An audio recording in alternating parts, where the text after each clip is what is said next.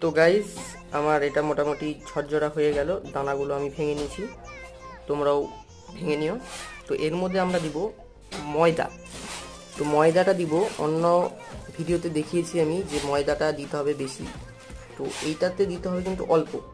এই যে অল্প পরিমাণে আমি ময়দা নিলাম, আর একটু নেব, এই যে হালকা নিলাম, বাস এইটুকু নিই। তো টোপটাতে এর মধ্যে ময়দা খুব একটা বেশি দেওয়া যাবে না, ঠিক আছে? তো এই ময়দা যতটুকু দিলাম, এতটুকু দেওয়ার পর এটাকে ভালো করে আমি ঝরঝরা করে নেব। এই ঝরঝরা করে নিলাম।